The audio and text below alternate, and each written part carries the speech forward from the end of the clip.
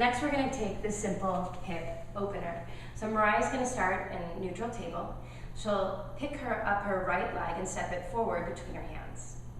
Good. Now sometimes that leg needs a little assistance and you're welcome to move it forward any way you need to. And then Mariah's going to make sure her left knee is actually right underneath her left hip. So she's going to scooch that left knee forward a little bit. Yep. Good. So what we want is that in this shape here, that there's a nice square shape and you've got a 90-degree angle. Then Mariah's going to bring both hands inside her right foot. Good. And for those of us who are pretty tight, we're going to need to walk the right foot over to the right a couple inches. Good.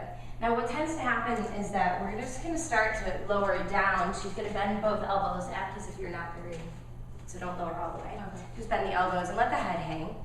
So tight hips, you're going to be more in this position. What we want to watch for, so you might want to, Stephanie, get a good angle, is that we want to watch and make sure that the right hip doesn't pop up. So if Mariah just dropped her left elbow down, because she's pretty tight, then that right hip would pop up. And you can see that this is going to create a little bit of instability. So instead of worrying about that, let's keep the hips square and drop both hips evenly. Now, if you couldn't hit the floor, you're welcome to take a block, a phone book, a pillow, and put your forearms on the block, giving you a little extra height.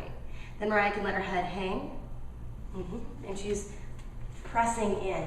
Another common thing that happens as we work to squeeze the legs in is that sometimes those hips are so tight the knee starts to open up. We instead want to press through the big toe, hug the midline.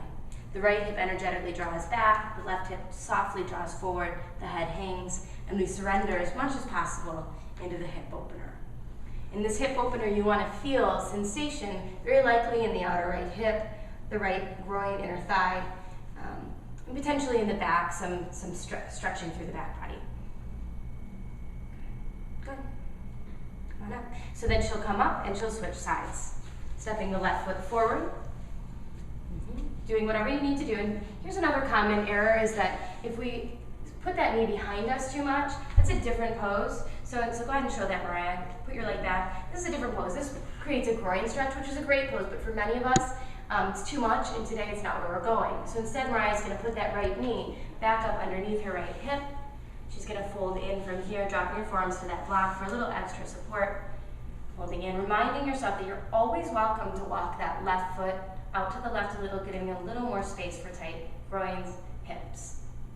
Good. She can let her head hang so we're not creating any unnecessary stress anywhere in the body, hugging the midline and surrendering towards the floor. Good. Okay. Come on out. We'll come out and come back to neutral table.